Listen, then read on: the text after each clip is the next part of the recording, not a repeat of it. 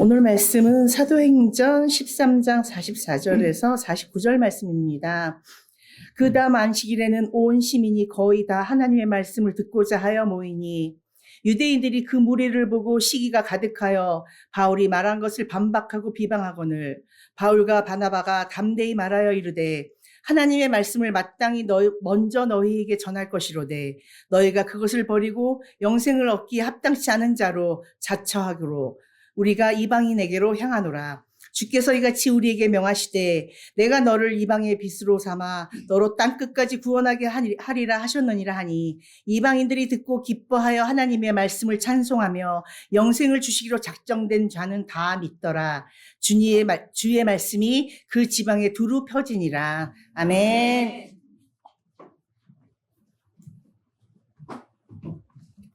네, 감사합니다. 경쾌한 찬양 또 은혜가 있네요. 감사합니다. 여러분, 구약은 단지 옛 이야기가 아닙니다. 첫사람 아담이 죄로 망가진 이후로 인류의 실상을 보여주는 것이고요. 사람은 하나님의 형상을 상실했고 세상은 혼란에 빠졌습니다. 성경은 그것을 회복시키시고 새 역사를 시작하시려는 그 창조주의 열심을 그려내고 있습니다. 그 이야기의 핵심은 첫 번째 아담 대신 두 번째 아담인 메시아가 오실 것을 예고하는 것, 그것입니다. 특히 구약의 선지서들을 보면 장차 오실 메시아에 대해서 매우 상세하게 구체적으로 묘사하는 걸 보게 됩니다. 그 백성 이스라엘이 주변 나라의 고통을 당할 때에는 모든 백성들이 오실 메시아 그분을 고대하게 되죠. 그렇게 구약이 끝나고 신약이 열립니다.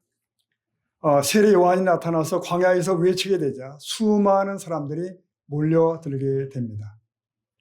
그들은 요한이 오실 메시아 바로 그분인 줄 알았던 거죠. 그래서 요한은 자신이 그분이 아니라는 것을 일부러 증언해야 했던 것이죠. 때가 타자 예수님이 공식적으로 등장을 하게 됩니다. 그는 말씀하셨습니다. 나를 본 자는 아버지를 보았느니라. 자신이 하나님의 아들이라고 밝히 말씀하시는 거예요. 그런데도 당시 사람들은 예수님을 배척합니다. 그리고 끝내 십자가에 못 박아 죽이기로 합니다. 도대체 왜? 좀 궁금하지 않습니까? 왜 이스라엘은 자신들이 그토록 기다리던 메시아가 왔는데 거절했을까? 왜 예수를 그리스도로 받아들이기를 거부했을까? 그것은 자신들이 품고 있던 선민의식과 충돌했기 때문입니다. 이스라엘 사람들이 가지고 있던 가장 큰 자부심은 자기들만이 선민이라는 거예요. 우리만이 선민이다. 예수님 당시 이스라엘은 대제국 로마의 식민지에 불과했습니다. 그러나 그들은 로마도 이방인이라고 하면서 멸시했어요.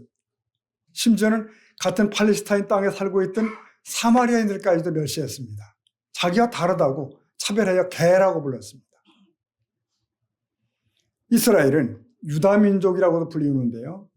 자신들은 하나님으로부터 특별하게 선택을 받은 특별한 민족이다라고 철석같이 믿었습니다. 우리만이 아브라함의 후손이며 하나님은 아브라함의 하나님이다. 그런 거죠. 자신들이 민족적인 존재 가치가 다른 민족들보다 훨씬 더 우월하다고 생각을 했습니다. 이런 그들의 생각은 이방인과의 사이에 높은 장벽을 쌓고 말았습니다. 그런데 여러분, 이 자만심이 예수님에 의해서는 받아들여지지 않았다는 거죠. 하나님은 육적 아브라함의 자손이 아닌 영적 아브라함의 자손을 원하셨기 때문입니다. 자, 예수님의 말씀을 들어보시겠어요? 마태복음 3장 보니까 8절에 그러므로 회개에 합당한 열매를 맺고 9절 읽어볼까요? 시작. 속으로 아브라함이 우리 조상이라고 생각하지 말라. 내가 너희에게 이르노니 하나님이 있는 이 이들로 아브라함의 자손이 되게 하시라. 네, 이것은 당시 유다 지도층을 향한 예수님의 예리한 책망이에요. 그러니까 예수님과 유다 지도자들 간의 갈등이 점점 고조됩니다. 저들은 드디어 음모를 꾸미고 백성을 선동하여 예수님을 배척하죠. 공생애 동안 예수님은 갈릴리 호수 주변 가버나움에 거점을 잡았습니다. 이게 변방 지역입니다. 예수님은 죄인들을 맞이했고 세리들과 교제를 합니다. 심지어 멸시받는 땅 사마리아에 하나님 나라의 복음을 전하기도 했습니다. 그뿐 아니죠. 마가복음 7장을 보면은 예수님이 두로 지방에 가셨다는 기록이 나옵니다. 두로 지방이라. 두로는 이방 땅입니다. 놀라운 일이죠. 사실 예수님에게 있어서 이스라엘 유대 민족이라는 틀은 아무 의미가 없었어요. 여러분, 우리가 기억할 것이 있습니다. 구약시대 때부터 이스라엘은 하나님의 구원의 통로로서 부름을 받은 거예요. 통로로서. 본래 만인을 위한 통로였습니다. 맨 처음 창세기 12장으로 돌아가 보면 아브라함을 부르실 때 하신 말씀이 있습니다. 거기 보면 12장 3절에 이렇게 말씀하시죠. 너를 축복하는 자에게는 내가 복을 내리고 너를 저주하는 자에게는 내가 저주하리니. 그 다음 읽어봅시다. 시작. 땅의 모든 족속이 보세요. 땅의 모든 족속이 너로 말미암아 복을 얻을 것이라. 온 땅 모든 족속 그들이 아브라함을 택하신 이유예요. 그런데 그 후손 이스라엘은 자기들만이 복을 받은 민족이라 생각한 거죠. 그리고 타민족을 배타합니다. 저 여호와는 우리만의 하나님이다. 그릇된 자만심, 엉뚱한 선민의식이 있었던 거죠. 자, 이 땅에 오신 예수님은 그것을 묵과하지 않으셨습니다. 그 잘못된 의식을 깨기 시작합니다. 하나님은 온 세상의 하나님이시여 모든 나라 모든 민족이 주인이시라고 외쳤던 거예요. 그 예수님은 이 땅에서의 사역을 마치시면서 제자들에게 이렇게 당부하십니다. 마가복음 16장이죠. 15절에 또 이르시되 다 같이 너희는 온 천하에 다니며 보십시오. 대상은 온 천하 만민이에요. 그들이 대상입니다. 그런데 아직 제자들은 믿음이 연약해요. 그래서 이 말씀을 받은 그들 중에는 아직도 예수님의 부활에 대해서 의심하는 자들이 있었더라. 그래서 더디 믿는 자들이라는 책망을 받기도 합니다. 이때. 자, 그럼에도 주께서는 복음을 전할 거룩한 사명을 저들에게 위임을 하십니다. 위탁을 하십니다. 여러분, 복음이 뭡니까? 복음. 하나님이 보내신 예수를 구세주로 믿어 하나님 나라의 백성이 되는 소식. 이 복음입니다. 뭐 세상엔 이런저런 좋은 뉴스들도 많이 있죠. 즐거운 소식들도. 하지만 진정한 복음은 하나입니다. 이것입니다. 그리고 예수님은 승천 직전에 제자들에게 알려주셨습니다. 이제 성령이 너에게 임할 터인데 너희는 그러면 권능을 입을 거야. 권능을 입은 다음에는 예루살렘과 유대와 사마리아와 땅끝까지 이르러 증인이 되리라 말씀하십니다. 하나 여러분, 제자들에게 있어서 사마리아는 절대 가고 싶지 않았습니다. 미운 땅이에요. 더구나 땅끝이라는 상상도 할 수 없습니다. 다른 나라를 가본 적도 없고 관심도 없는 것이 그들의 실제 모습입니다. 제자들은 예수님을 3년씩이나 따라다니며 훈련을 받았습니다. 3년. 그러나 저들도 당시 사람들이 빠져있던 선민의식에서 벗어나지 못했던 거죠. 여러분, 사람이 얼마나 변화하기 어려운지 아시죠? 얼마나 바뀌기 어려운지. 네, 그래요. 예수님으로부터 직접 교육을 저들은 받았어요. 그럼에도 폐쇄된 생각에는 변화가 없었더라. 자, 그러면서 신약의 사도행전이 시작이 됩니다. 예수님은 떠나셨고 대신 보혜사 성령이 임하셨습니다. 예루살렘을 중심으로 복음이 확산되기 시작합니다. 성령의 능력을 입은 사람들이 각처로 나갔기 때문에. 그런데 놀랍게도 이스라엘 사람들뿐만 아니라 이방인들에게도 성령이 임하더라는 거예요. 이방인들에게도. 예를 들면 사도행전 10장을 보면은 이방인 백부장 고넬료의 집에 성령이 임하십니다. 베드로는 그들에게 세례를 베풀어요. 그러면서 베드로 자신도 신기한 거예요. 이처럼 복음의 증거를 맡은 사도들도 그런 현상에 낯설어하고 헷갈리고 있습니다. 어떻게 저 이방인들이 하나님 백성이 될 수 있지? 어떻게 이방 민족에게 성령이 임하시지? 이런 생각입니다. 그래서 12사도는 한결같이 예루살렘에만 머물고 있었습니다. 예루살렘 교회만 섬기는 거예요. 네. 그러자 하나님은 대안을 내놓으셨습니다. 이방인 전도의 강력한 주자로 한 사람을 지명을 하셨습니다. 즉 바울이라 불리우는 사울이에요. 그는 예수님의 생전에는 예수님을 만나 뵌 적이 없습니다. 생면부지예요. 그는 또 유대인이지만 유대 땅에서 출생한 것이 아니에요. 북쪽 이방 나라 지방인 다소에서 출생을 합니다. 다소는 오늘날 터키 타우루스라고 부르는 지역이고 당시는 무역의 도시이고 헬라 철학이 발달한 곳이었다고 그래요. 자, 바울은 그곳에서 성장기를 보냈고 동독들보다 그래도 열린 시야를 가진 사람이에요. 그러나 그 역시 유대인으로서 율법에 몰두한 사람이었습니다. 철저한 바리새인으로 양육이 된 거죠. 보십시오, 여러분.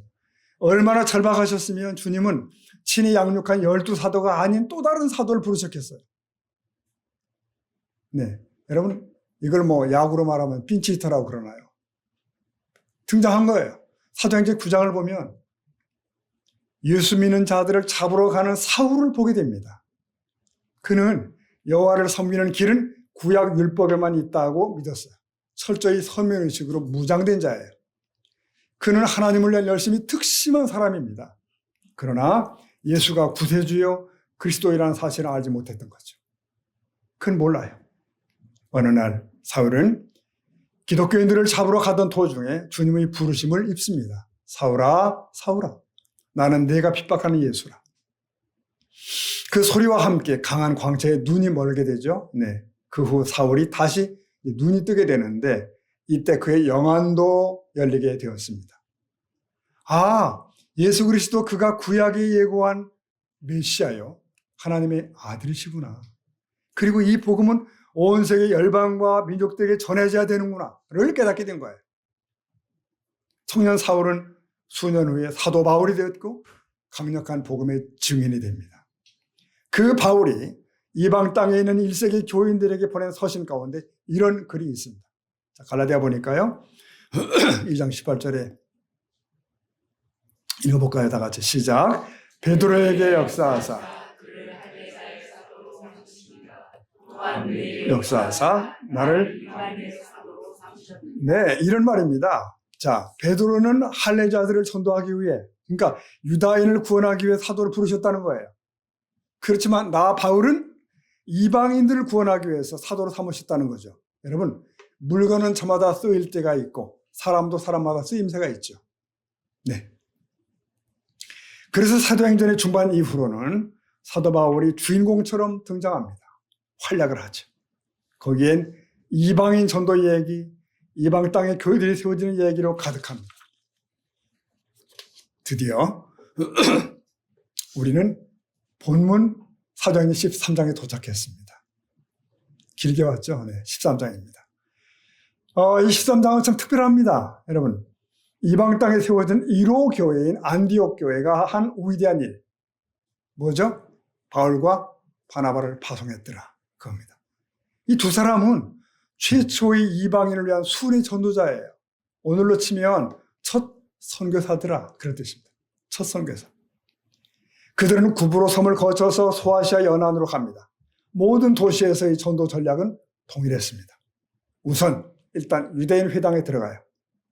동족 유대인에게 복음을 전합니다. 그러다가 복음이 안 먹히면 이방인에게로 시선을 돌리는 거예요. 그런 식입니다.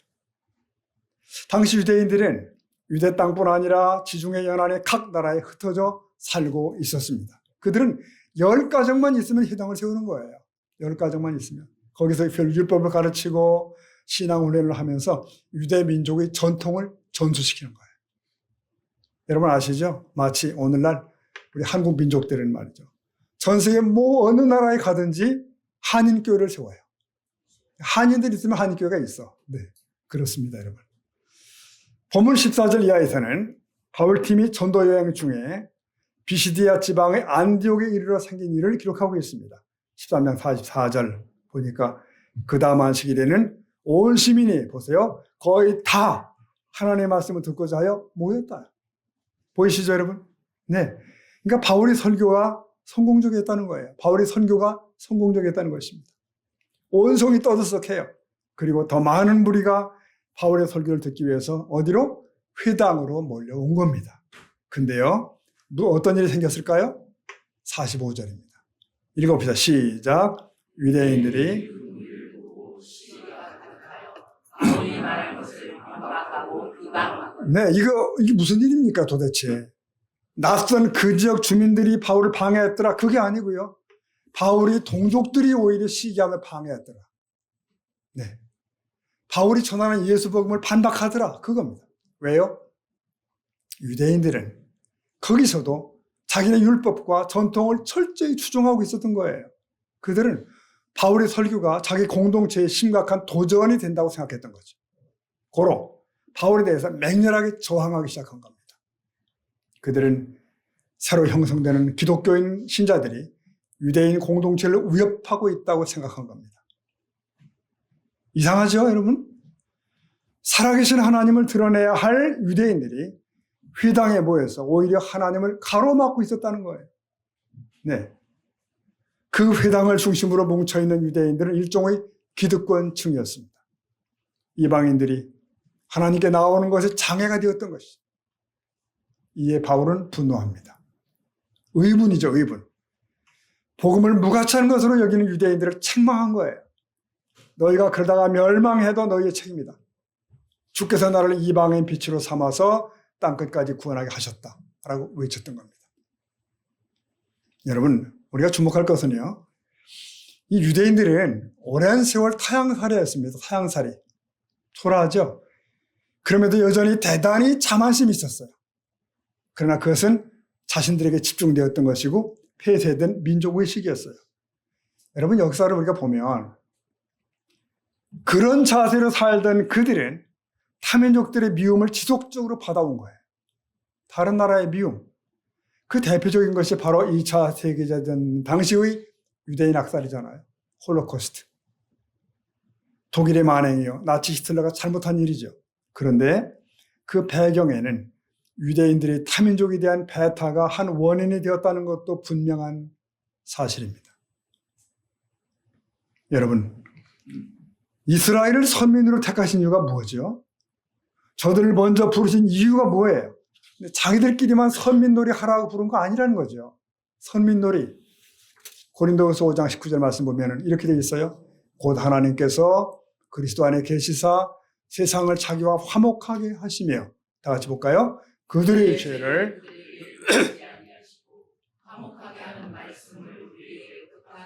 네, 하나님께서 이스라엘을 선택하신 것은 그들을 통해서 많은 사람들을 구하시려 한 거예요. 모든 민족이 하나님과 화목하게 되기를 원하셨기 때문에, 즉 유대인들에게 특별한 자격이 있기 때문이 아니라는 거죠. 하나님께서 아무 조건 없이 먼저 선택하셨기에 선민이 된 거예요. 네. 자, 그렇다면 선민 이스라엘이 오늘 우리와는 어떤 관련이 있을까요? 이스라엘이 아브라함의 육적 후손이었다면 우리 성도들은 아브라함의 영적 후손이라는 거죠. 하나님의 뜻하신 진정한 후손입니다. 네. 우리가 하나님의 백성이 되고 교회가 된 것은 사실은 다 하나님의 은혜로 된 줄로 믿습니다. 어떤 자격이나 요건을 갖췄기 때문이 아니라는 거예요. 사도 베드로는 이렇게 말합니다. 베드로전서 2장 9절 보니까요, 이렇게 말하죠. 그러나 너희는 택하신 족속이요 왕 같은 제사장들이요 거룩한 나라요 그의 소유된 백성이니, 시작, 이는 너희를 불러내어 하려 하심이라. 이게 참 멋진 구절인데요, 이 구절의 앞부분에서는 우리의 신분을 알려줘요. 뭐죠? 선택된 민족이라는 거예요. 왕의 제사장이라는 거예요. 거룩한 나라고 그 나라 백성이래요. 뒷부분에 가보면 우리를 그렇게 삼으신 이유가 뭐냐고 나와요. 뭐죠? 그의 아름다운 덕을 선포하게 하려 함이라. 그분의 행하신 놀라운 일을 전파하시려고 우리를 빛 가운데로 인도하셨다는 거예요. 근데 여러분, 이건 베드로가 베드로 사도가 맨 처음 한 말이 아닙니다. 하나님은 오래전에 이미 이스라엘이 애굽에서 나왔을 때 이 말씀을 하셨어요. 출애굽기 가보니까 19장 6절입니다. 19장 6절 시작. 너희가 내게 대하여 나라가 되며 너는 이 말을, 네, 한마디로 말하면 너희가 내게 대하여 제사장 나라가 되리라고 이미 그때 하셨어요. 여러분, 제사장의 역할이 뭐죠? 사람들과 하나님을 이어주는 역할입니다. 제사장 나라는 뭐죠? 타 나라들과 하나님과 이어주는 역할을 하는 그런 나라예요. 베드로 사도는 이 말씀을 담대하게 새 이스라엘인 교회에 우리 성도들에게 적용을 합니다. 너희 새소망 교회는 택하신 족속이요 왕 같은 제사장들이요 거룩한 나라다. 이렇게 말씀하시는 거예요. 왜 우리를 거룩한 공동체로 부르셨다고요? 우리 자신의 유익 때문이 아니고 세상으로 하여금 하나님의 하신 일을 알도록 그리고 영생을 얻도록 부르셨다는 거예요. 우리를. 그러므로 교회는 하나님을 위해 그리고 세상을 위해 부름받은 공동체인 줄로 믿습니다. 네, 여러분 앞에서 우리는 아브라함의 후손 이스라엘의 오류를 보았습니다. 그들은 만인을 위한 거룩한 통로로 부름받았고 그것이 존재의 가치예요. 그러나 자기 폐쇄적인 자세로 인해서 이 통로 역할을 망각하고 자기 자랑만 일삼았다는 거죠. 하나님께 오히려 장애물이 됐다는 거예요. 그러면 여러분 진정한 교회의 가치가 뭘까요? 교회는 먼저 부름받은 공동체입니다. 먼저. 바깥 사람들보다 먼저 복음 안에 들어와 있는 거예요. 무엇을 명심해야 될까요? 우리는 열린 공동체여야 된다는 것이죠. 폐쇄된 집단 안 되는 거예요. 세상으로 나아가기 위해서 우리는 모인 거예요.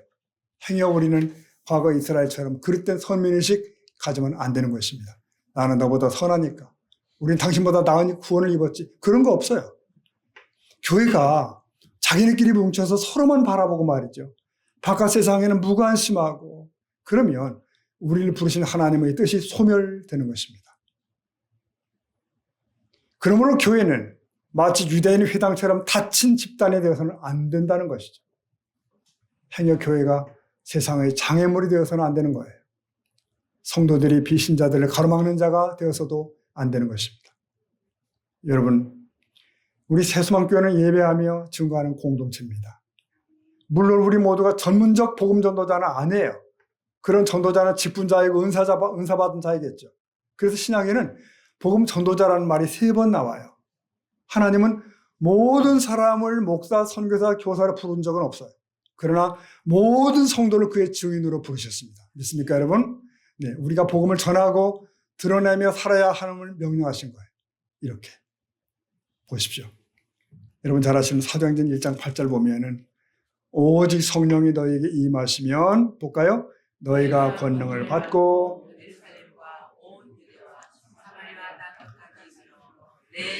되리라.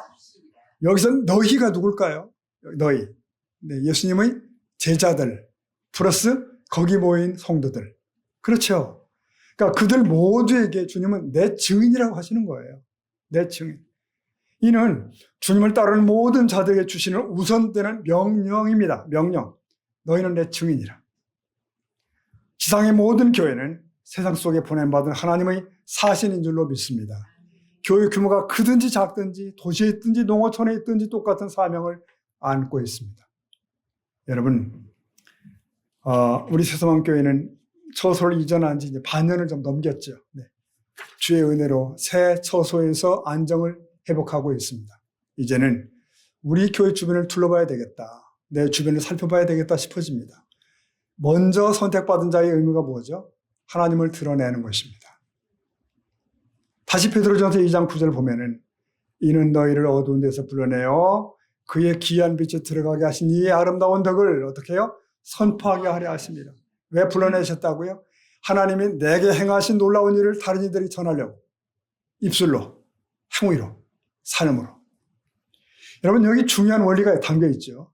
우리는 씨를 뿌리는 자예요. 뿌리는 자. 그 씨앗이 뿌리를 잘 내리는가 결실을 하는가는 주님께 달려 있는 거예요. 우리는 파종해요. 네. 어쩌면 거기까지입니다. 그리고 기억할 것이 있습니다. 전도를 받은 사람이 꼭 우리 교회에 나와야 되는 것만은 아니죠. 물론 여기로 와서 한 가족 되면 더 감사하죠. 그러나 그리 아니하더라도 복음을 받은 이가 어느 교회든 출석할 수가 있습니다. 하나님 백성 될 수 있습니다. 그래서 우리는 모두가 태신자를 잉태해야 돼요. 삶 속에서 잉태. 우리 주변의 가족, 친척, 친구들, 그들 모두가 나의 태신자일 수 있습니다. 태신자를 위한 수고, 태신자를 위한 포기치 않는 기도는 우리에게 언제나 필수 사항입니다. 네. 자, 따라합시다. 태신자를 위해 기도하자. 신나를 위해 기도하자. 네, 언제 어느 경우도 놓칠 수 없는 겁니다. 여러분 보세요. 생명을 얻는 일, 한 사람이 나로 인해 영생을 얻는 일이 얼마나 위대한가, 얼마나 위대한, 이런 상상을 해보세요. 훗날 천국에 갔는데 천국에서 누군가를 만났어요. 만났는데 그가 반색하면서 나를 끄어안으면서 얘기하는 거예요. 당신 때문에 내가 여기 왔다고. 근데 나는 그를 몰라요. 그가 누군지 몰라요. 그럴 수 있다는 거예요, 여러분. 이게 얼마나 복된 일입니까? 중광스님이라는 일화가 있습니다. 중광스님. 별명이 걸레스님이고 또 한국의 피카소라고 해요. 그림 그리는 승려. 이 양반이 말년에는 달마도 그림에만 몰두했다는 거죠. 그리고 타계하기 전에 마지막 전시회에서 그가 내지른 일성이 유명해졌어요. 괜히 왔다 간다. 네, 괜히 왔다 간다. 자기의 한평생을 요약하기를 나는 괜히 왔다 가네. 이 삶을 달관한 듯도 하지만 뭔가 가슴이 좀 아려오지 않습니까? 공수래 공수거 그거 아닙니다. 우리의 삶이 딱 한 번뿐인 생이 그렇게 마무리돼도 되는 것일까? 괜히 왔다 가는 것으로. 사랑하는 성도 여러분, 우리는 생명의 복음을 받았습니다. 그것을 나만 끌어안고 있지 말자는 뜻이죠. 그 복음을 나누는 선한 청정이 될 수 있기를 축복합니다. 한 달란트 받아가지고 그거 하나 잘 간수하다가 끝낸 종이 있잖아요. 주님은 그를 악하고 게으른 종이라고 그랬습니다. 괜히 왔다 간 사람이죠. 괜히. 그러나 2달란트나 5들 받아서 배나 남긴 종들이 있잖아요. 청지기들. 충성된 종입니다. 우리는 악한 종이 아닌 착하고 충성된 종이 될 수 있기를 축복합니다. 네, 오늘 말씀을 매듭을 하겠습니다. 5월은 가정의 달이죠. 우리의 가족들을 다시 챙겨야 되겠습니다. 근데 가족은 육적인 가족도 있지만 영적인 가족도 있습니다. 같이 예수를 믿어서 한 아버지의 권속이 되는 사람들, 그들이 바로 영가족이죠. 즉 바로 교회입니다. 근데 그들이 우리의 가족이 되려면 전도라는 수단을 통하여 들어와야 되잖아요. 보세요. 매 주일 등산이나 가던 사람이 있는데 자, 이번 일요일에는 교회 갈 순서야. 이런 일은 없는 겁니다. 이런 날은 안 와요. 네. 그러니까 누군가의 인도, 누군가의 섬김을 통해서 안내를 받아야 어렵게 올 수 있는 거죠. 인도의 전도자 나일즈라고 하는 이가 남긴 유명한 말이 있습니다. 전도란 한 거지가 다른 거지에게 빵 얻는 것을 알려주는 것. 빵 얻는 곳을 알려주는 것. 네, 그겁니다. 여기 2가지 원리가 있어요. 전도자나 받는 자가 대등하다는 거죠. 네. 나 역시 거지였다는 거예요. 나 역시 거지였다. 하나님 앞에서 우리 모두는 스스로를 구원할 수 없는 영적인 거지였다는 것. 그런 신세였다고 하는 것. 여기에 우리의 감사가 있습니다. 또 하나의 원리가 있죠. 뭐죠? 내가 맛보아 알기 전에는 줄 수 없더라는 거예요. 내가 맛보아 알기 전에는. 어쩌면 우리가 복음을 잘 나누지 못하는 이유가 뭘까요? 그 맛을 실제로 보지 못했기 때문일 수도 있습니다. 자, 예를 들어서 건강보조식품을 판매합니다. 이게 비싸요, 이게. 근데 그 파는 이가 근데 이거 내가 그걸 써가지고 이런 효용을 봤다니까, 효과를 봤다니까. 이렇게 하면 설득력이 있습니다. 이게 간증이죠, 간증. 여러분, 예수를 믿고 교회 나오면서 내게 생긴 변화가 무엇입니까? 나의 체험은 무엇입니까? 이런 것이 날이 갈수록 더 풍성할 수 있는 여러분 되기를 축복합니다. 더 풍성해져야 돼요. 여러분, 우리를 먼저 부르신 연고로 저기 있는 이들 우리는 초청할 수 있는 자격이 있어요. 그러므로 미숙하고 연약한 우리이지만 복음을 나누도록 우리에게 성도의 직분을 주신 줄로 믿습니다. 그리고 세상 앞에 나아가라고 교회를 주신 거예요. 여러분, 오늘의 제목이 뭐예요? 과연 누가 복음을 가로막는가? 누굽니까? 자칭 선민들이었다고 했습니다. 이스라엘의 자칭 선민들. 그러면 이 시대에는 누가 복음을 가로막는가? 소위 믿는다고 하는 우리가 아닐까요? 혹 이 시대의 교회가 아닐까요? 깊이 각성할 필요가 있다. 생각해야 돼요. 여러분, 비시디아 안디옥의 유대인들은 복음을 가로막고 나섰습니다. 휘방했습니다. 그러나 여러분, 결국 복음은 승리했습니다. 주의 말씀이 그 지방에 두루 퍼지더라 그거예요. 여러분, 이 위대한 일이 나의 주변에 있기를 축복합니다. 우리 교회 주변에 벌어질 수 있기를 축복합니다. 이를 위해 애쓰고 기도하는 저와 여러분 되기를 소원합니다. 아멘. 마지막 결론 말씀을 읽고 마칠까요? 48절 49절입니다. 오늘 본문은 이렇게 결론이 납니다. 시작. 이방인들이 듣고 기뻐하여 하나님의 말씀을 찬송하며 영생을 주시기로 주의 말씀이 이 지방에 두루 여기까지입니다. 아멘. 우리 주변에 주의 말씀이 두루 흥황할 수 있기를 축복합니다. 기도하시겠습니다.